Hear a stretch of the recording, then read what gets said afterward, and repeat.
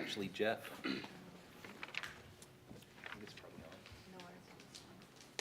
Hello, everyone. Welcome to our session today. So we're excited to see so many of you here, and also know that there will be some people online and people watching this recorded.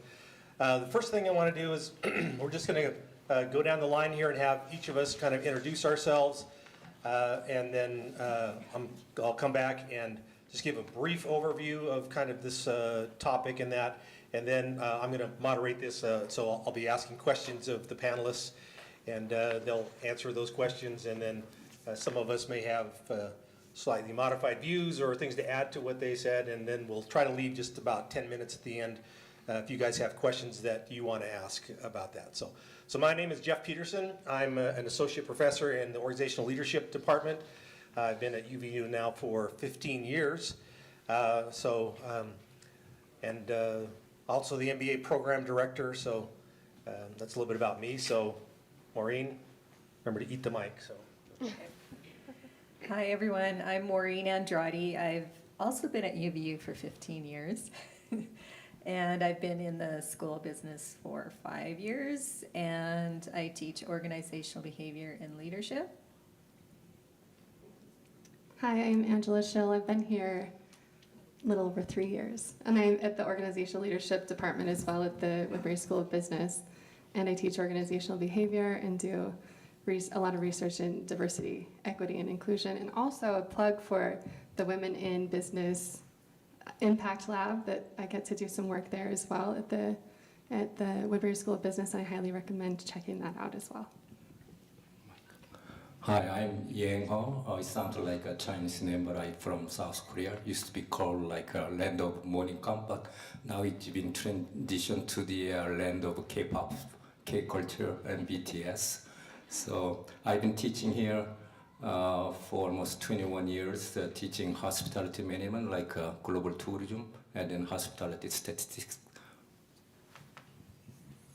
I'm John Westover. I'm a professor and chair of the Organizational Leadership Department. I teach HR, organizational development and change, and those sorts of classes. I've also been here for 15 years. Hi, I'm Silvia Clark. I'm an assistant professor in the Department of Organizational Behavior. I teach human resource management classes, and this is my second year here at UVU. Awesome. This session mainly is focusing on the ideas of talking about balancing of profit and ethics in a global environment. So obviously the seminar, or this week is focused a lot on global things and global. So we want to talk about the issues that come from trying to balance profitabilities in organizations with ethics. And just to give a quick background into this, the ideas for this come from issues around what's called corporate social responsibility, which asks the question of what does a business owe to society? And so there's a wide range of opinions about that. So on the very far side, you kind of have the classical view of corporate social responsibility that says that businesses exist for one reason and one reason only, and that's to provide profit to their shareholders as long as they stay within the rules of the game. So that's the very, very far end of it. Say as long as you stay within the rules, which is an important caveat, you shouldn't be doing anything other than trying to make profit. The far end of the spectrum is the idea of I'm going to throw a blank on of stakeholder theory. So stakeholder theory says that you should consider how every stakeholder is impacted. So whether it's the community, your employees, your suppliers, all those kinds of people, you need to think about how all of those people are impacted by it, not just your shareholders. So there's a huge gap between those two areas. So now companies don't necessarily always land on one end or the other. They're always somewhere in the middle. But there are a lot of challenges that you have with that, because even with stakeholder theory, if you're looking at that to say, well, if I give more money to my employees, then that means I have to raise my prices, so I'm cheating my customers from it. So trying to balance all of those things is difficult. And then back over on the idea of, as long as I'm staying within the rules of the game, I should only be doing things to bring profit, leaves a lot of room for things that are very questionable to be done. And so what we want to do is kind of explore some of these issues today, talking about how do you find that proper balance between the need to be profitable as a company and pursue profits, but the importance of being ethical and making sure that you don't do things that are harming people. So got some questions here we're going to ask the panel. So first, John, what are some strategies that companies can employ that will help to balance both profitability and global ethics? And alternatively, are there ways that a company can actually pursue both of those simultaneously? Right out of the gate. So I know I chose this question, but I'm going to start by saying I don't accept the premise of the question. I don't actually think it's an either or. So I think definitely companies can and should be looking for ways to function doing both simultaneously. I think if an organization is focused on, as you referred to, stakeholder capitalism, corporate social responsibility, the triple bottom line, there's a lot of different frameworks to think about how to be socially mindful in how we go about doing business. There's also a lot of research that shows that companies that do such tend to be more profitable. They have more loyal customers, they have more loyal employees, and they simply do better in the marketplace. So my suggestion to any organization that's really wrestling with the idea that I have to either be, profit driven, or I have to not exploit my workers or customers or the environment. Let's take a step back and challenge that assumption for a minute and look at ways that we can actually benefit all stakeholders involved in the calculus of how we run our business. So there's lots of tools available to organizations to help them do this. One thing I'm involved with on campus that I didn't mention is I'm the academic director in the Center for Social Impact. So we have a whole range of social impact strategies that we utilize in the center in part to address this type of an issue, starting with doing thorough systems thinking and systems mapping to really deeply understand the challenges that are facing organizations and communities so that we can tackle issues at the root cause rather than kind of play whack-a-mole with surface level symptoms. Using equity-centered design is, once we get to the point of deriving potential solutions, we use equity-centered design to try to create possible solutions that will have the best overarching benefit to the greatest number. And there are a series of other things that you can learn about in the Center for Social Impact or other places on campus that really will help you and businesses think about this question in a critical way. Again, I don't think that it has to be either or. I talk with lots of leaders from around the globe on a regular basis, and I think many kind of feel by default that they find themselves in this kind of dichotomy. They feel like they have to choose, but equally as many recognize that they have a choice on how they're going to run their business. They have a choice whether or not they're going to exploit workers, exploit customers, exploit the environment, and when they choose to treat everyone they interact with dignity and respect, treat them fairly, and keep in mind the various externalities involved with running their business, that they can do things in a much more socially sustainable way. Yeah. Well, and I think one great example of that is if you look at Apple Computer, when Steve Jobs was at Apple, he definitely favored Milton Friedman's view of, the only thing you should be doing with your money is making more money. In fact, he had that idea that if I take my investors' money and I spend it on anything other than making them money, I'm stealing from them, was his view. So he did Apple did zero stuff in terms of social responsibility. That's not what Apple is today. If you look at Tim Cook, Apple is an incredibly socially responsible company in terms of employees, environment, and all that, and yet they're incredibly profitable. So you can see that it is possible to be very profitable even when you're doing very good things at the same time. So, any other thoughts from the panel?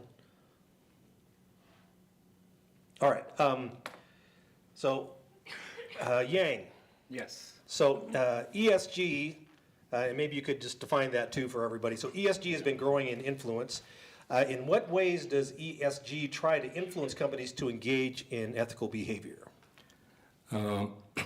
ESG is the very hot issue right now. I think for those who are not familiar with what the ESG stands for, it stands for ecological or environmental, social, and then governance. Governance can be divided into two sectors, public sector and the private sector. And private sector refer to the multinational corporation and the small business area, and then also public sector refer to the government, state, federal level way of how they're gonna control the ESG. So ESG is starting with the some kind of concept that combining ecological and then tourism, so called ecotourism, had been initiated in 1996 by UNWTO, and then it expanded into 2000 in UN, say that they're gonna have a better way of how they can control the ecological issue and expand into social and then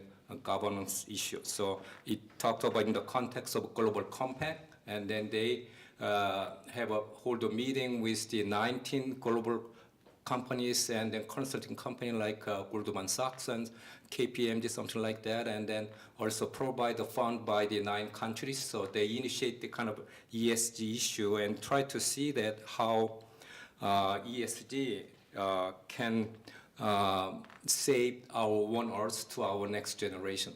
So they try to see that how they can be better off by giving a stick and carrot, or carrot stick comes first. I don't know which is the better, but in this case, stick comes first. That means that World Economic Impact Forum, they set up some kind of money side of the how they're gonna provide their money to the company that abiding by the kind of ESG initiative.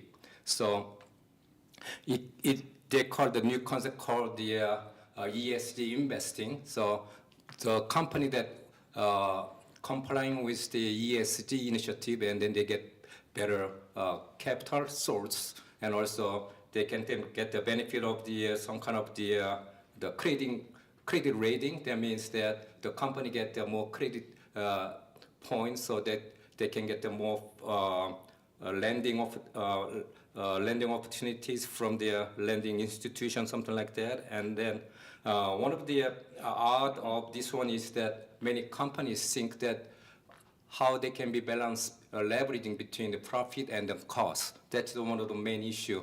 And many of you know about the TV that has a lot of impact to us in terms of the eye, vision, or something like that. So we have to think about in the context of the how multinational corporation like Samsung and then LG, even Hyundai, something like that, those companies that follow that kind of the ESG initiative try to help us to bear off in terms of emotional issue and the psychological issue, and also for the more physical issue for us and our next generation.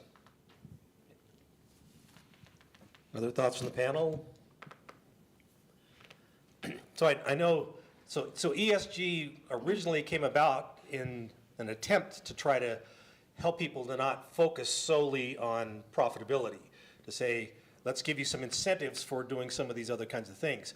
And so we'll discuss maybe a little bit later about whether that's been effective and if there's been some downsides to asking people to shift their focus from profitability to also focusing on environmental, social, and governance things.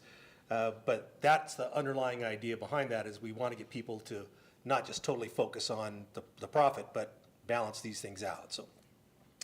So let's shift to another very relevant topic. So Angela, how can organizations ensure that their global business practices and decisions prioritize diversity, equity, and inclusion across different cultural contexts? So this is the DEI question. So Thank you. I don't know if this is on. Let's see. Is that on? Okay. I don't have to eat the mic. It doesn't seem like. Okay. So first of all, the undergirding of this focus is that implementing these measures actually promotes profitability. That's the underlying, well, that's my assumption. And a lot of other people agree that because of healthier and more harmonious functionality within an organization, then this is a profitable attempt when we're looking at diversity, equity, and inclusion and prioritizing these across different cultural contexts. And first of all, organizations can do this by being mindful of what is needed in terms of incorporating diversity, equity, and inclusion into their practices. And what they need to do first is just get as much of information as they can regarding how to understand and appreciate different cultural norms, values, and perspectives. And this can be done through cultural competency training for leaders at the highest levels. And this can ensure that they have a really great bank of information when it comes to having insight to guide then what they do when they conduct. The first point that I have here is to do a diversity, equity, inclusion, or DEI audit or assessment of their organization to see where they stand. And then regularly evaluate their DEI initiatives and measure the progress that is being made. And then identifying areas that they can improve. And so as they go about doing this, an audit or an assessment, they could do a review or an update of organizational policies and make sure that they are inclusive and supportive of all employees. So I have 4 different things that they can do in order to make sure and ensure that DEI measures are prioritized within the organization. First thing is to establish a global diversity council or a committee, and this would specifically assign a specific group of people that are dedicated to overseeing and advancing DEI initiatives on a global scale. As part of this delegation, they can develop an overall DEI strategy, a global strategy that aligns with the organization's overall mission and their values, so they have a starting place, and then they can branch out and put down more practical and detailed specific elements into place. An additional piece here could also be to develop a global code of conduct. And this states the organization's commitment to DEI and also address both the overarching principles and then the specific cultural nuances that they need to understand. And then another extension of this mission would be to implement performance metrics that can then lay the groundwork for DEI goals specific to each region and then make the progress measurable by holding leadership accountable for that progress. Another way to go about this is just to take a look at other global organizations and see who is doing a great job with this diversity, equity, and inclusion in their initiatives and see what can be gleaned from them. And so I've got a good long list. I don't know if we want to go into all of those. But as I did some research on some global companies that stand out, some of the things that they have done in terms of DEI measures, they have advisory boards. They've joined coalitions. These coalitions promote training, education, and career promotion for their employees. They offer mentorship and resources to support the diverse needs of their employees. And they just overall have a specific focus on making sure that their employees, there's an equitable standing with their employees and that they're inclusive. Do we want examples of companies? sure. Okay, we'll dive into a few of these. So I need to give credit. Rose Velasquez wrote an article in Built-In that highlighted a lot of these, but Shark Ninja is a product development and e-commerce company, and they focus on hiring practices that are specifically geared towards promoting diversity so that the workplace is equitable and inclusive. They have a global DEI advisory board, they have subcommittees, they promote and offer training, they promote education and employee resource groups and other initiatives. There is ADP, which is an HR tools company, and they belong to a coalition called 110, and this is where employers work to facilitate upskilling and career opportunities for Black talent. They have employee-led business resource groups. They have unconscious bias training. They promote diversity. They have a diversity and inclusion task force, talent task force. Ally Financial is it's a bank, and they have training for the leadership to identify cognitive bias. They start with a high minimum wage, I think it's $23 an hour, and then they review their pay to ensure that there's equity in the organization. More than 40% of their employees have joined resource groups that have been provided to build connections and promote positive change, which 40% of employees, that's a really high number. Another company is UL Solutions. They're a company that they call it safety science, where they build safer and more sustainable workplaces. And they have different resource groups for employees, and some of these are Disability Alliance Business Resource Group. They have U Latino Business Resource Group, Women in Leadership Business Resource Group. And so they also have a diversity and inclusion executive council made up of senior leaders. Accenture is another company, and this is a consulting firm. They work with analytics and AI in more than 120 countries. And they do mandatory training on anti-racism and unconscious bias. They have equal access to medical coverage for LGBTQ plus community and their partners. They have a gender-balanced workforce with 47% of global employees that are women, and I think L'Oreal is even higher than that. Autodesk, they do project management and other things related to that, but they've partnered with the Society of Hispanic Professional Engineers and Afrotech. They have a next level program that offers coaching and mentorship to prepare people of color to be promoted to leadership roles. And then there's another company I've become familiar with over the last few years called Genashtim, and they have some really interesting hiring practices as well, where they hire people with disabilities, refugees, seniors, and other people from high-risk communities, and they provide a really flexible work environment and support equality and inclusion in the workplace. So those are some great ideas of people who are making sure that DEI is part of their focus, and overall ensuring profitability by having that harmonious and more equitable workplace. Thanks, Angela. I'm going to throw you a little curveball here, and anybody else can dive in. So sometimes there are criticisms that say that DEI places things that are irrelevant to somebody's ability to do the job ahead of actual capabilities for doing the job. How would you kind of address somebody who says, well, you're just hiring people because of how they look, and you're ending up with people who aren't as qualified in those jobs? Good question. I've heard this before. And I don't know that I have a good answer for you, because I think it's in some ways very subjective and hard to be able to prove this. But I think overall, just having training and education in terms of what I talked about before initially, with making sure that there's a lot of training and kind of understanding what DEI looks like. And okay, let's get this back on track. I think just doing research. I think being aware of what's needed when we're doing these hiring practices, and making sure that the skills exist there. So yes, they may have these other elements that qualify them for being diverse, but also making sure that the skills are there, and that's one way to circumvent what you're talking about. Anyone Thank you. else? All right.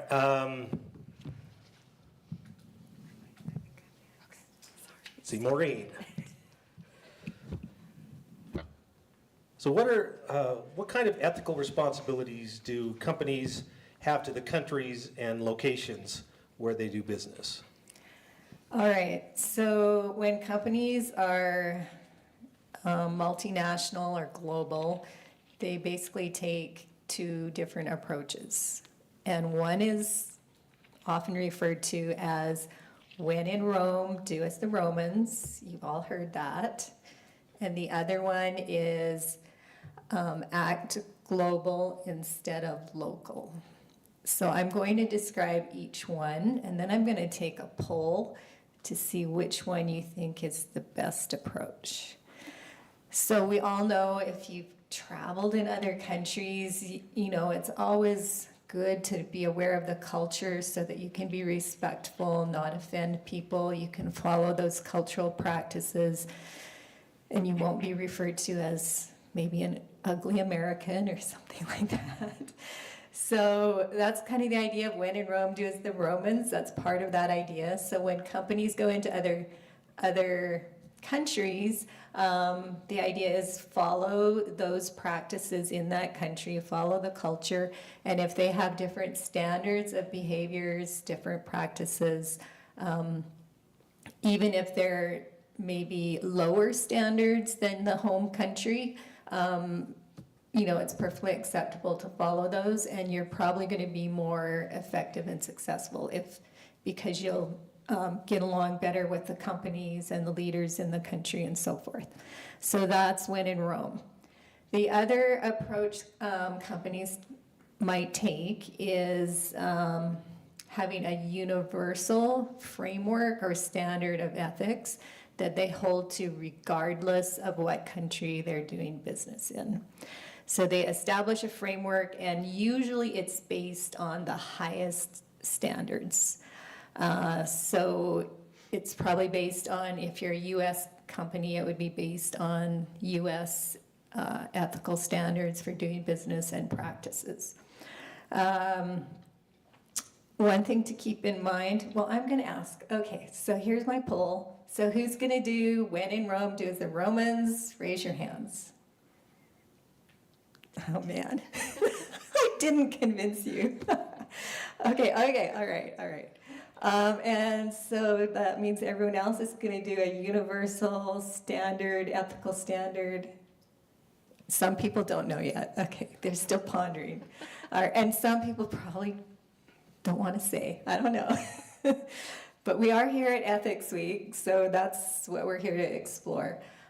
So one thing to keep in mind is that as a company, you're going to be judged by the standards of your own country. So if you're an American company and you're doing business in another country, but you're not keeping fair labor practices, you're polluting the environment, and those kinds of things, work safety regulations are weak, you're going to be judged by American standards, and you'll lose your reputation, you'll lose business, and so forth. So you need to think long term. And another good thing to consider is that ethics transcend cultural practices. So yes, if you're traveling in a country, go ahead and learn about polite behavior at the dinner table or something. But if you're going in to do business, make sure you have those strong ethical practices that transcend cultural differences. Let me give you an example. This is an old example. It was in the 1980s, but Union Carbide was ostensibly following U.S. safety regulation for its plants in India. But there was an accident at one of their pesticide plants, and they exposed 600,000 people to highly poisonous gases. 15,000 people died, and 25 years later, the groundwater is still toxic and still poisoning local residents. So now there's an example of a company that was pretending to follow, global standards, the standards of the home country, but they didn't, and it caused long-lasting damage and damage to the company and to their reputation. So those are some of the things to consider when you're going into other countries, standards of one country versus standards of another, and having that global ethical framework. Thanks, Maureen. So since I didn't see a lot of support for the win in Rome, I'm going to offer a counter example. So Apple uses a Chinese company to manufacture, Foxconn manufactures Apple phones.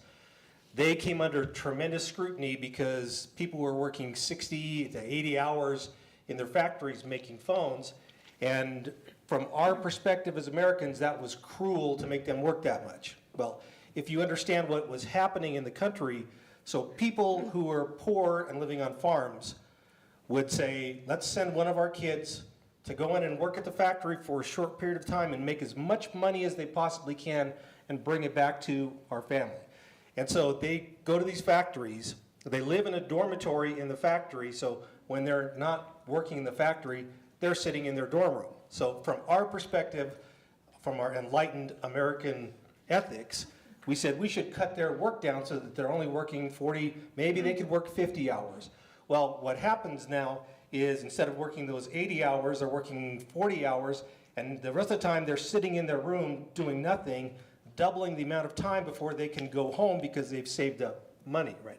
So it's very easy to say, well, we have these lofty, you know, our ethics are so much better than everybody else's. Unless you understand the actual local situation, there are times when something that appears from one perspective to not be particularly ethical may actually be quite ethical when you understand the other perspective. So it's not as just easy as saying, well, let's choose the highest, most virtuous thing, because what's most virtuous really is situational sometimes, and you have to kind of understand those. So, But you could pay them more You could and pay give them. them better living conditions. but there was another interesting thing where they had there's a thing called maquiladoras. So these are Mexican factories. So they're factories just across the border in Mexico. So companies realized they could just move a factory across the border and, you know, pay a tenth of what they were paying. And so they felt bad. They said, well, we should like maybe just pay them half of what we were paying. Well, what happened is everybody who worked at that factory now was making bucks. So everybody who didn't work on that factory wasn't. And so inflation caused the prices of all housing and all those kinds of things. People were actually being killed to take their jobs. So it's, none of it is super simple. It's all complicated. And that, you know, if it was simple, we wouldn't still be studying ethics thousands of years after the Greeks did, right? So. Can I add an example as well? Yes. So as an HR professor, you know, we talk about employment and labor law and how to treat employees and employee experience and these sorts of topics. And it's really interesting. So in the US, you know, we have a certain kind of sociocultural kind of perspective generally on those types of issues. But you go to different parts of the world, and I've taught these sorts of classes in places like Paris or in China or in Eastern Bloc countries, post-Soviet Eastern Bloc countries, and people have a vastly different perspective on what it means to treat an employee well from place to place. So for example, this was probably 5 or 6 years ago, I was teaching an MBA HR class at a university in Paris, and we got to the part where we were talking about like required employee protections in the French system, and we compared it to in the US. And I mean, frankly, in the US, comparatively, we have almost nothing. Companies can comparatively do almost anything they want in the US compared to places like France. And the students just thought we were incredibly barbaric, the way companies treat employees here. And then you go to other parts of the world and they have different perspectives. So it's super, like Jeff said, it's complicated. It's super interesting to see what lens people bring to the conversation when we're talking about very specific issues.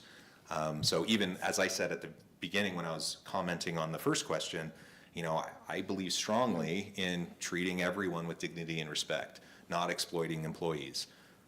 That's a core value, and frankly, I think that's a value that every employer should have. But what does that mean? Like for me, that might mean one thing. For another employer, they may think that they are treating people with dignity and respect and not exploiting their workers, yet they're treating them vastly differently, and it's a completely different kind of a situation and a very different experience of workers from one place to the other. So it's complicated. So a couple of follow-ups. There is the concept of paying a living wage, which would be different in different countries. So you wouldn't necessarily need to pay an extremely high wage if you're going to a country that has a developing economy. Related to John's comment, there are standards in other countries that are actually higher than the US. So he was talking about Europe, and in Germany, there's all employees are guaranteed 45 holidays a year, and France typically has a 4-day work week.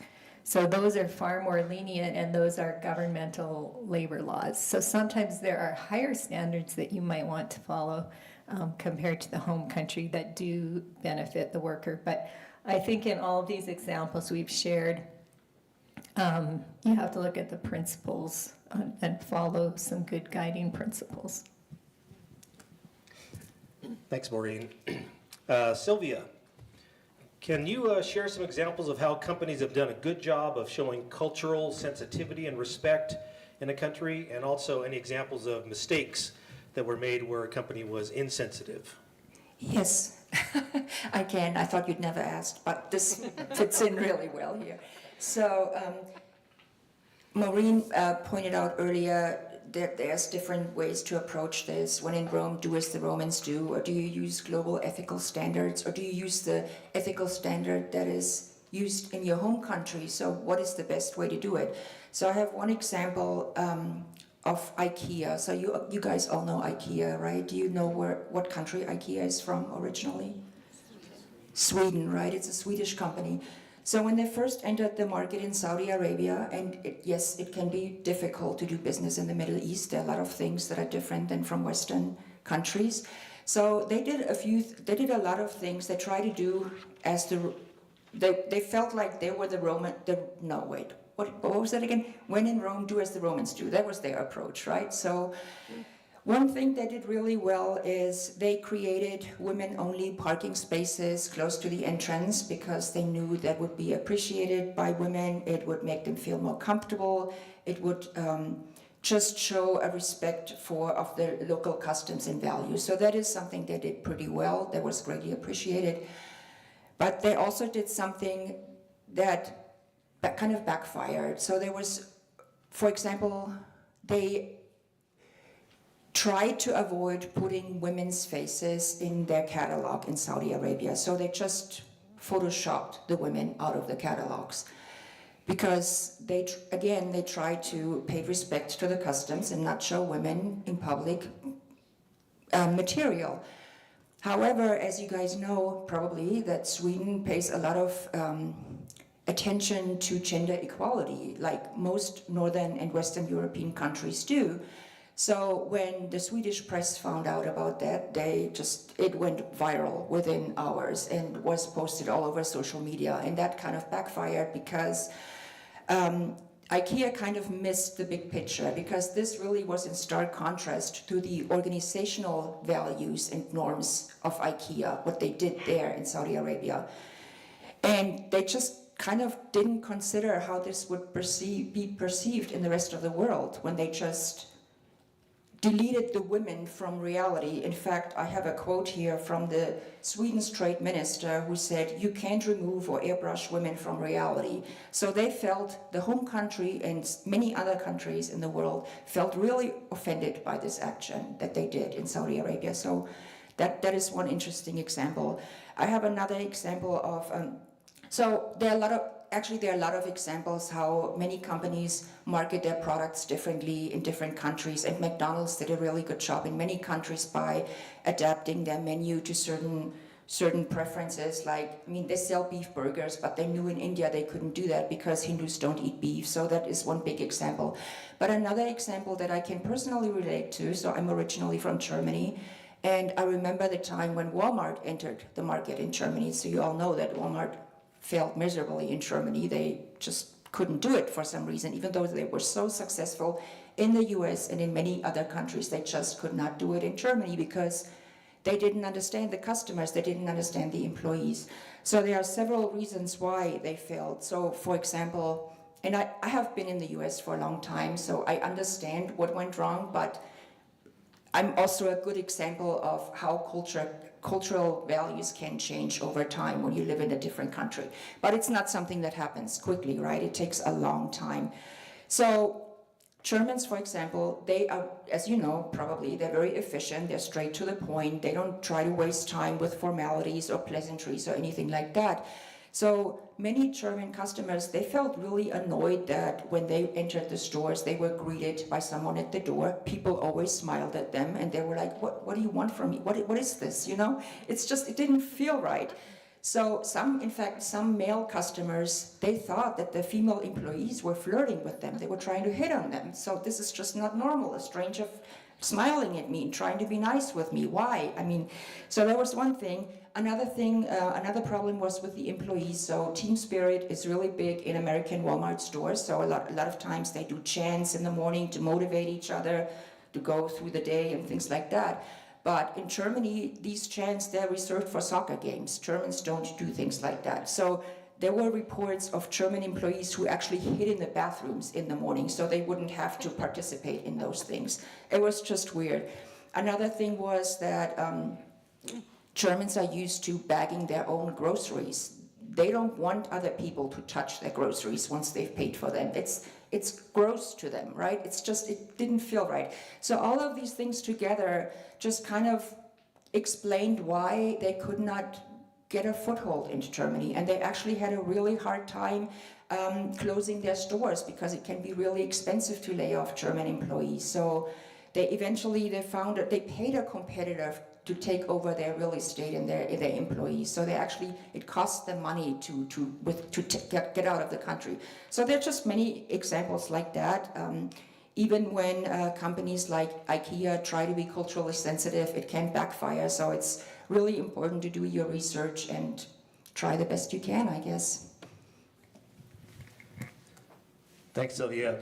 That reminds me of something that happened a few years ago with Gerber baby food. Maybe you guys have heard this story. So in Africa, the literacy rate is fairly low. And so what they do on goods in stores is they put pictures of the product on stuff knowing that people won't be able to necessarily read what it is. So Gerber baby food didn't research this, and so they put baby food with the Gerber baby on the label. And obviously people were appalled that they were selling, baby in this because they didn't understand. So that's another example of how you can be culturally insensitive by not realizing that things are a certain way. And so there's some responsibility that you have of understanding what's acceptable in a culture and what's not, because you can easily offend people when you violate those things. So, John?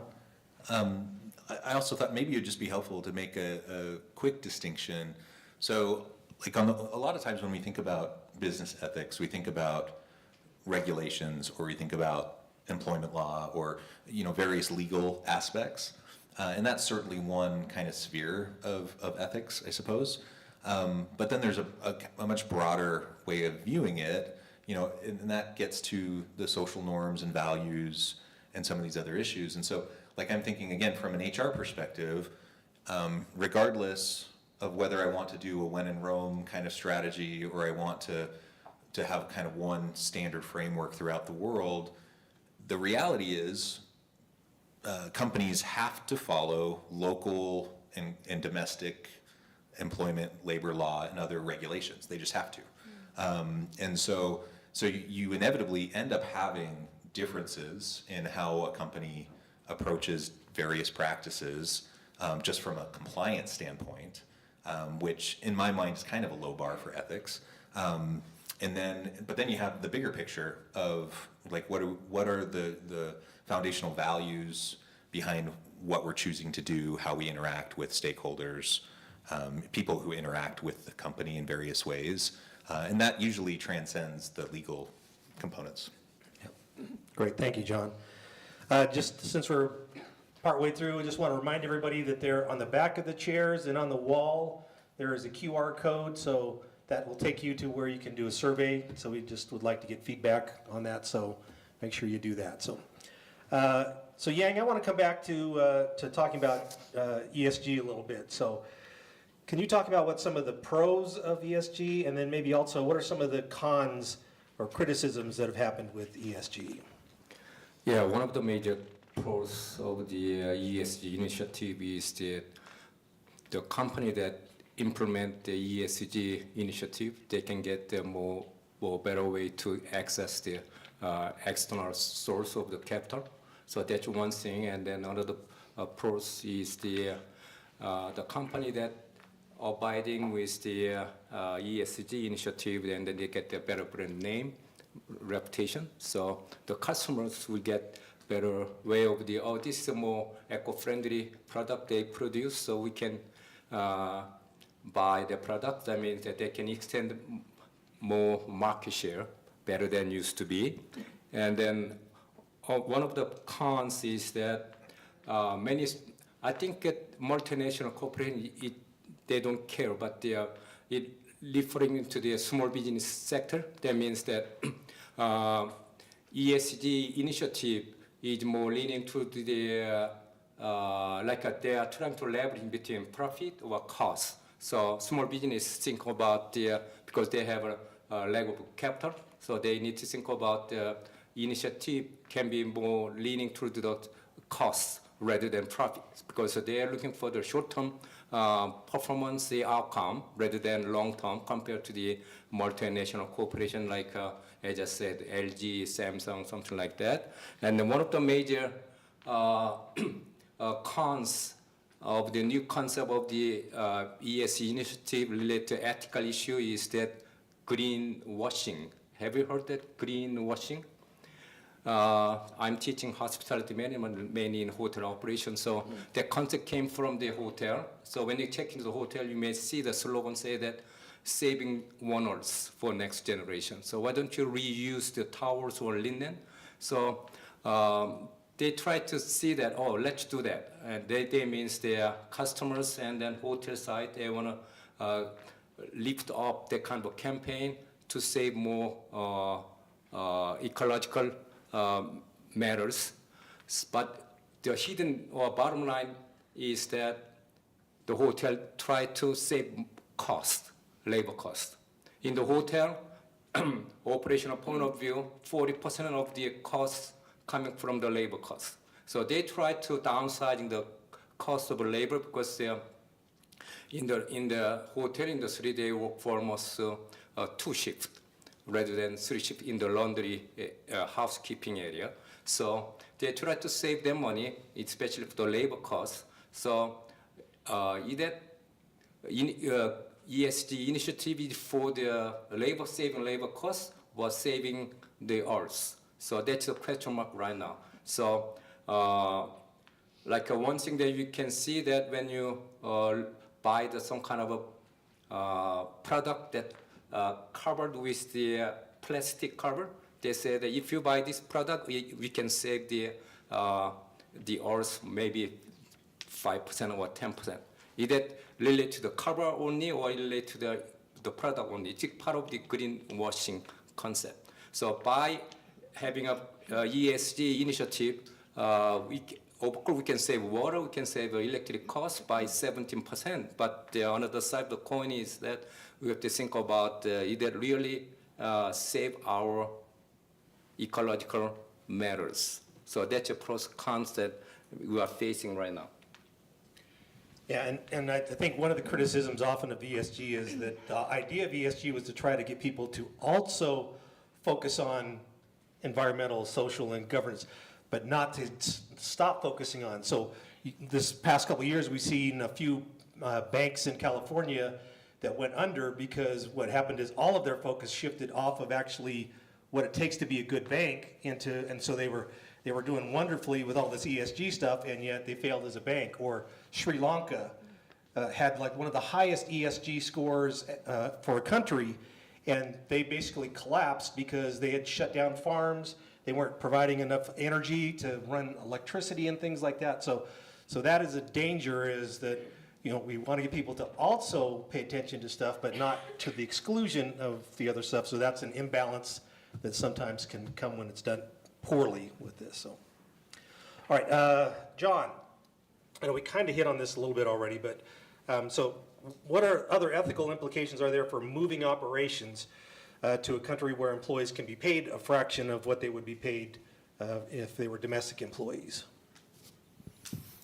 Yeah, it's an interesting question, and I think it's one, I've seen a lot of people take an overly simplistic kind of approach to this question. So on the face of it, in most simplest terms, you might say, you know, I can shift operations from, say, a factory in the Northeast and then pay someone, like you gave the example earlier, Jeff, you know, move it to some other country where I pay 1/10 of the labor costs. We save a ton of money. That assumption that you're going to save a ton of money, while it may be true for labor costs, there are so many other factors involved and so many other costs involved with moving operations overseas. So that would be the first thing I would say to anyone who's considering, like, it's much more complicated than just the sheer labor cost calculation that you do quickly on the back of a napkin. But even if you take all of that into account, you know, you have to think about what is market rate, like what are market rates and what is a living wage in the particular location that you're going to? How does that map with your own company compensation philosophy. Do they match or are they out of whack? You really can cause all sorts of social problems in countries or various locations when you're really far out of alignment with what the kind of local labor market does. On the one hand, on the other hand, this idea of a living wage that Maureen talked about has gained more traction in recent years, and I think it's a really important argument to make. Whether you're keeping operations domestic or you're moving it international, what's your commitment to paying a living wage to employees wherever they might be? Like in Yang's example just a minute ago with the hotels and the greenwashing, I think of on the one hand, as a customer, I go to a hotel. I don't need them to wash my towels every day. I don't do that at home. Maybe you guys do, but I usually wash my towels once a week. So I don't need them to wash my towels every day. I don't need them to wash my sheets every day. I'm happy to not have housekeeping come in to my room every single day to tidy things up. But there are consequences of that, and that could mean that the demand for housekeeping goes down, right? Because now instead of serving every room every day, now they're only serving 60% of the rooms on a daily basis, or whatever the calculus is there. In my mind, what makes sense is let's look at how we're paying the housekeeping staff. And there have been studies, I've done some myself, that have looked at housekeeping around the world and worker satisfaction, employee engagement, some of those sorts of things.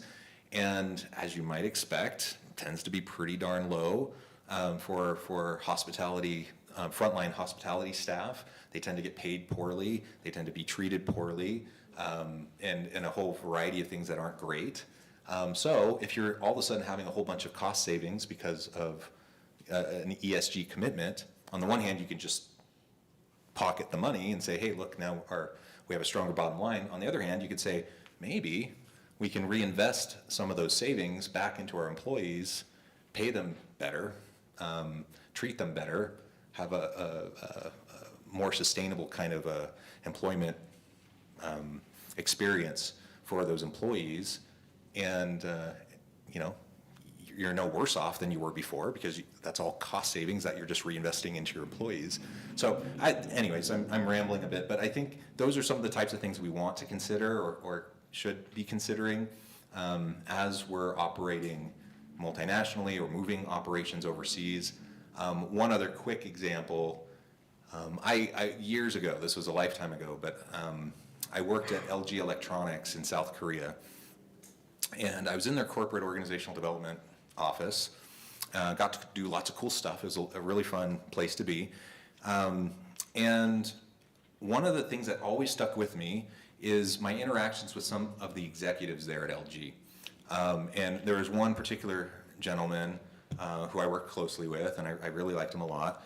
But he shared with me his experience. To step back for a second, one of the things that they would do is, as someone progressed in their career, they would try to give them international expatriate assignments, give them an opportunity to work overseas in various locations. And so this particular gentleman who I worked with in the office, who was kind of at a senior level, he had just come off a 3-year expat stint in Brazil. So LG had a bunch of factories in Brazil.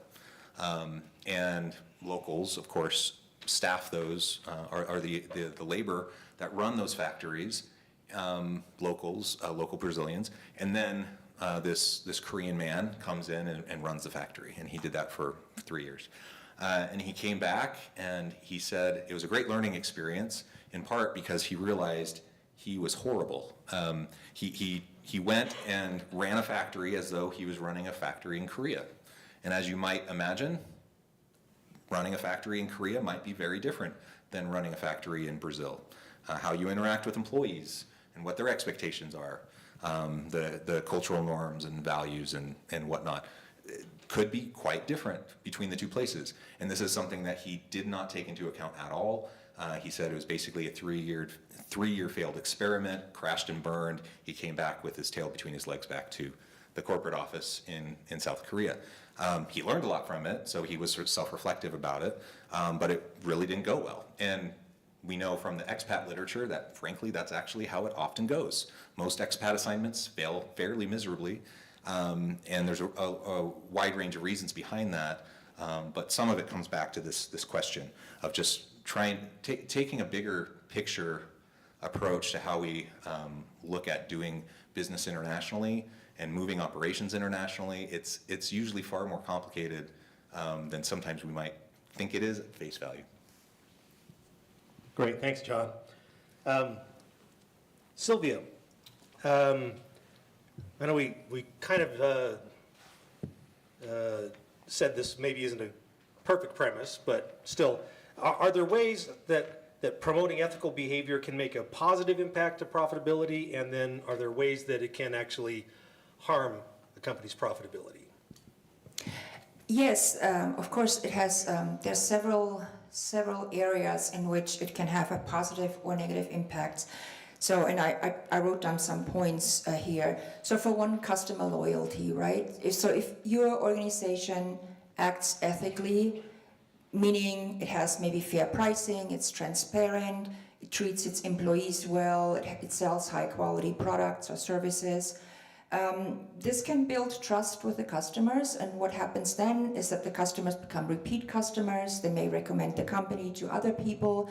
So this will, of course, increase profit, right? So customer loyalty is a big part. I think Dr. Westover has mentioned that earlier already. So customer loyalty, brand reputation. So if you act ethically, you will most likely have a better brand reputation, which can then attract more customers and also more business partners, which again, a strong brand reputation can also have higher premium prices, so customers are more willing to pay higher prices if the company has a good brand reputation or brand recognition. Also, something that was already mentioned earlier, employee productivity and retention. So it's well known, I think, to most people that employees in companies that act ethically, they're usually more engaged, they're happier, they're more productive, they're more motivated, which means that turnover is going to be lower, so companies can save money by not having to recruit new people all the time and having to train new people all the time. So all of these things, they feed into how being ethical actually can increase your profitability in the long term. So the negative impacts on profitability, they're usually short term. So in the long term, it almost always pays off, right, to be ethical. So the short term costs would be that if you implement ethical practices such as improving environmental sustainability or ensuring fair labor practices, this may require some upfront investment, which will cost you in the short term, but in the long term it will pay off. For example, transitioning to eco-friendly manufacturing processes can be costly initially, but in the long term it will have positive effects, financial positive effects. And then also the market competition. So depending on the industry, you may have to deal with competitors who act unethically, who take shortcuts, and they may be more profitable in the short term. But again, in the long term, it will most likely benefit your organization to be ethically. Also, it will impact your supplier relationships. So ethical sourcing practices may lead to higher procurement costs if a company chooses suppliers that meet those high ethical standards that you may have. And this can affect profit margins, especially if your competitors source from cheaper but less ethical suppliers. So these are just a few examples of how it can positively and negatively impact profitability. Great, thank you. So we're starting to wind down here, but just a couple last ones. So Angela, so what are some practical DEI strategies that an organization can implement within a global framework? Okay, so I've got a long list here that I won't go over. We talked about a lot of these when we were kind of highlighting different companies and what they've done through the years globally in order to ensure that they are taking a DEI approach. I think one of the most important, we have some examples of, diverse hiring practices, offering mentorship and employee resource groups. And also, we've talked a little bit about this, kind of the thread running through this of being able to have a cultural understanding of who we're working with and being able to recognize different successes and milestones from a diversity standpoint, and also just being educated and continually having training to keep up with the principles of DEI. But I think it's really important that there's also opportunities to report if there are challenges that are taking place, that people can have a way to report in a confidential, anonymous way if there is discrimination or bias taking place, and also providing a safe place for proper actions to occur and follow up. But from a larger scale, those are very specific things that they can do within the organization. But for companies to be able to signal that they value diversity, equity, and inclusion within their operations, there are some really, really powerful things that they can do. And one of these is making sure that diversity exists within the leadership and the governance of the company, making sure that the decision-making roles and the board members offer diverse perspectives and leadership that represent the cultural, gender, ethnic diversity within an organization's global operations. And we've heard a lot of stories about that when that's not the case. And also partnering with diverse-owned businesses so they can support economic empowerment within marginalized communities. Another one would be to engage in local and global community initiatives and philanthropy. This would also continue to promote diversity, equity, and inclusion. And finally, I have 3 things that I think are really important when we're talking about with being diversity, equity, and inclusion, which would be being really transparent and open when discussing DEI efforts, as well as progress being made and challenges that occur with the intent to foster a culture of transparency and accountability. And then also conducting cultural audits. So this is periodically assessing how well organization culture aligns with these DEI principles across all regions that they're engaged in. And finally, providing leadership and employees with the continuous education, because DEI best practices and global trends are constantly evolving and changing, and the change comes fast. So there's a great need for upkeep. And then finally, these steps can help organizations to create a culture of diversity, equity, and inclusion that thrives across different cultural contexts. It fosters connection and collaboration and overall success on a global scale. Great, thank you. Just was reminding me that there's a challenge sometimes, because things that sometimes seem like they're a great idea on paper actually don't necessarily turn out. So like if you had a furniture manufacturing company and they say, well, we've heard other companies say that our employees should represent our customers. So if we have a certain percentage of this, so it turns out like, mostly women buy furniture. So say, well, our factory is going to be mostly women. So I mean, those kinds of things can be difficult when you don't think about the fact that there's a pool of employees or there's different skills that things have. So it's again not one of those things where you can just immediately apply something that in one field you might say, we want to make sure we equally represent our customers. In other fields where it's like, if you make beer, maybe I suppose there are probably just as many women who make beer as there are, but there's a lot of fields that are dominated by men just by choice, and so it's a very tricky kind of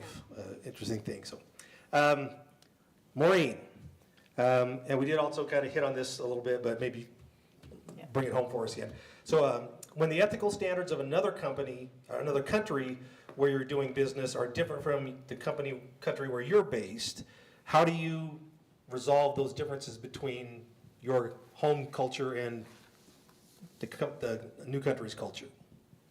Well, I have, I think, a short answer to that, which is you need to determine what your standards are up front, and going in to work with other countries, make sure those standards are clear to your managers and your employers. And in the long term, you will have a good, solid, high reputation for delivering on your promises, for doing business in an ethical way, and you will attract other businesses with a similar code of ethics. We've had some very interesting discussion today about different cultural norms, and just to go back to when in Rome, do as the Romans, definitely as far as cultural norms and behaviors go, you need to be very familiar with those if you're doing business in another country. We've had some great examples of that. As I've been sitting here, I was just thinking that a year ago, I was not on this panel. I was in Qatar working with the Ministry of Education and Higher Education. And it was an extremely interesting time because they were preparing for the World Cup. So if you've been in Middle Eastern countries, you'll know that they tend to import all their labor from other countries. So like their police force, all the workers in the metro were probably more from African countries.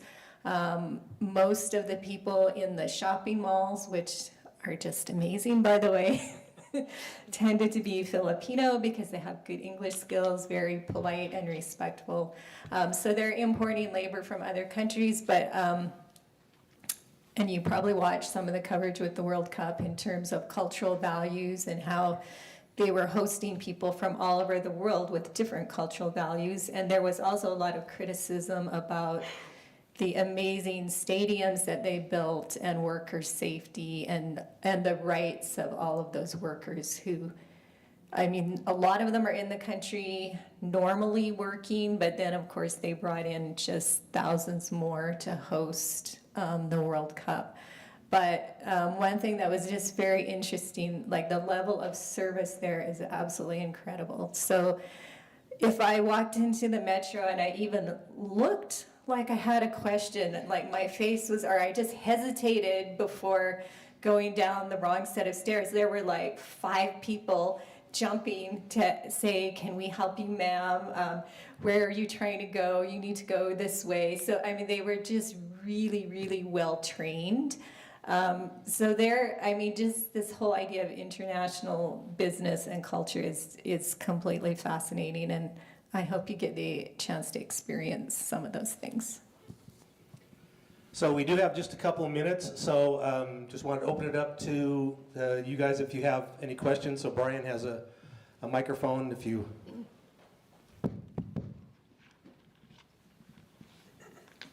Hi, this question is probably for Maureen. Is the Foreign Corrupt Practices Act still, is it still respected? Is it still used in the U.S. as well as other countries?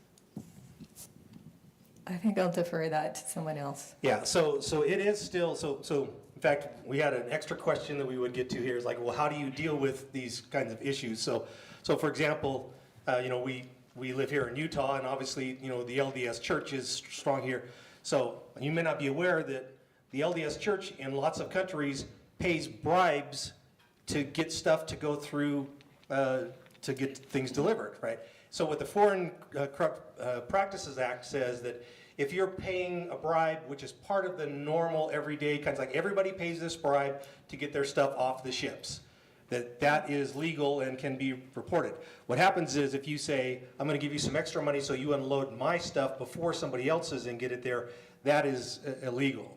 So that still is pretty strongly enforced, and there's lots of you know, auditors will look at that stuff very carefully. And so, but it is an interesting thing because you can go into another country, you know, lots of upstanding companies pay bribes and do things because that's just the way the business is done, and our government has recognized that sometimes you have to do those kinds of things because that's just the way that the culture is. When you're doing it to gain an unfair advantage over somebody, the government says, we don't want companies to do that, because again, that puts larger companies in a much better position than smaller companies who maybe can't afford to grease the wheels to get their stuff kind of first. So I don't know if that helps, Elaine, so.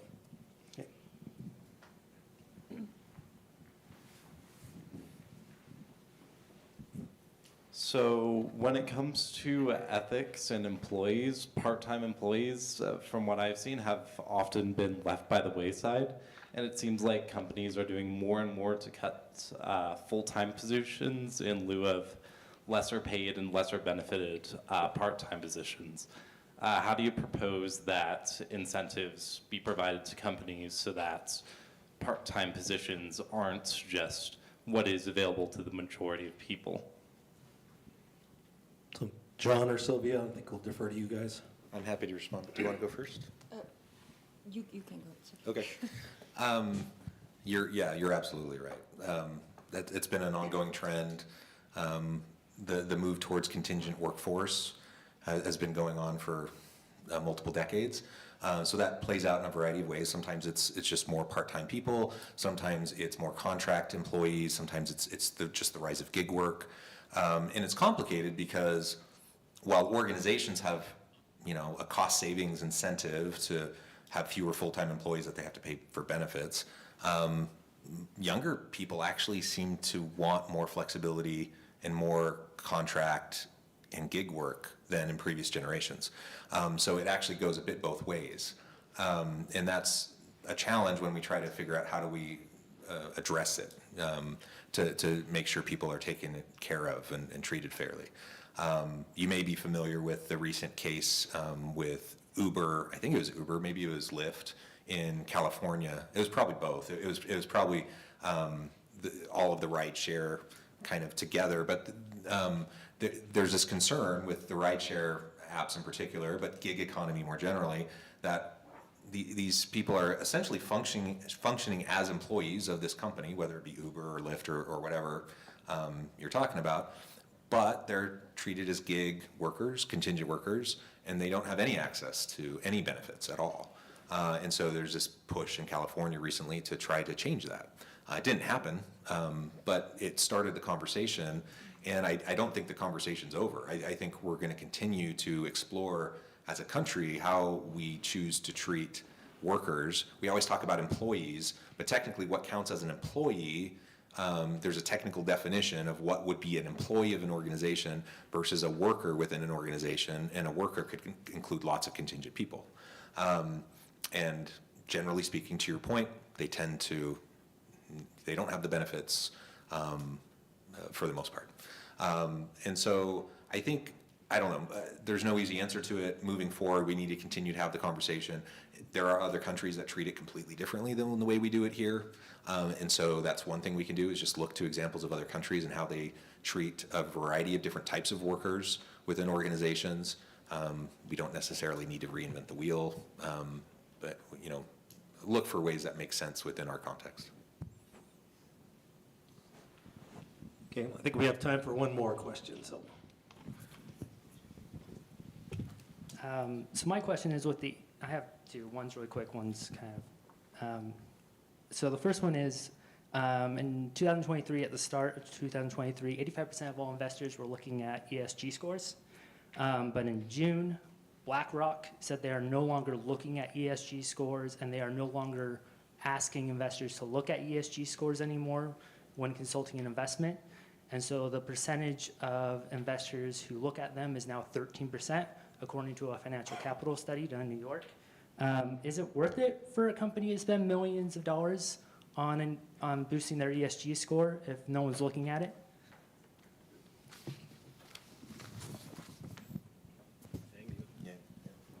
Yeah, last year, KPMG reported that based on the November 2022, they reported that 96% of the 250 great companies, they implement that ESG initiative. And then I think that's one of the 4% company that try to not to have the kind of impact of the ESG initiative to do their company. So I'm not sure what types of, but one thing is that they may look for whether they see the long-term base or short-term base, or there's a large employee issue, or that mean the equal payment issue that can be impact on to whether they don't trust that kind of ESG initiative or benefit, something like that. So that relate to one thing, that equal payment for like you ask about the how the part-time or full-time can get a better way of the payment issue, something like that. But Korean government had facing with the digital delivery right now, because the young generation, like a K-pop generation, they care about the time. They don't care about the fringe benefits. So that means that young generation has been fully employed. They leave the company and they work for like a part-time, because the final bottom line of the income source is almost same, because the government subsidizes some kind of a differences between the full-time and part-time payment issue. So that's one of the issues that is facing Korea right now in terms of the social factor of the one of the three pillars of the ESG. So I'm not sure about the. I need to get more into the information because each company has a different way of how they approach ESG initiative by leveraging between economical benefit compared to the ESG. And I think another issue that's come up is that there has been quite a number of companies who've engaged in activities that if you look at it from a normal profitability standpoint, you say, what are you doing? It's like, I don't understand why you would do these things because it's not in your best interest profitability-wise, but what they were doing is trying to raise their ESG score to be able to get the money from investors, even though they were running their business into the ground by those practices. So I think there's a recognition in society that we have to be a little bit more careful about this, and I think that's why BlackRock has backed off a little bit, is because everybody said BlackRock is forcing companies to do things that are actually bad for them in the name of ESG, and so That wasn't my question. I know, but I'm just saying that My question was literally a yes or no question. Is it worth it for a company nowadays, if no one is looking at ESG scores anymore because of BlackRock? BlackRock says they are not going to invest in someone if they have a high, if they have a low, if they have a moderate ESG. Is it worth it for a company now to invest in ESG if no one's looking at it? So the only caveat to that would be saying, are there other people that are looking at besides investors? So our customers are there other positive things that come from it?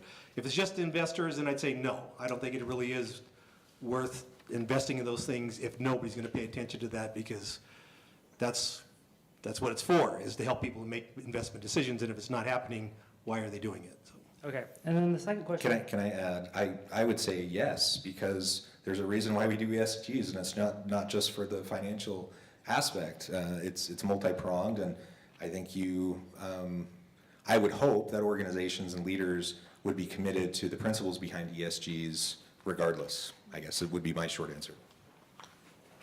Second question I have is for Angela. So this summer, the Supreme Court ruled that affirmative action was unconstitutional based off of the 14th and 19th Amendment. How is affirmative action any different from DEI? Because you talked a lot about picking Black talent, Latino talent, LGBTQ, and women, but you never say anything about a straight white guy. And so 40% can't be a straight white guy. How do they have the same opportunity as everyone else? I mean, I think it's appreciating. Just being able to appreciate diversity, in my mind, that includes everyone. I think it's kind of also the principles that John's talking about with ESG as well, that there are overriding principles of just making the space a safe place for everyone. And I think that's the goal as far as I'm concerned. And I think within, from the standpoint that you're talking about, Let's say, there's 10 spots on a council, okay? But according to DEI, 4 of those have to be women. That's never how DEI works. Well, in That's a California, strict quota system, but that's almost never how it works. Yeah, that's not I think we could be here another hour having this conversation, to be honest. Yeah, so but they're good questions to ask. So we're out of time, so let's continue this conversation. But I want to thank everybody for coming and appreciate your involvement. So thank you.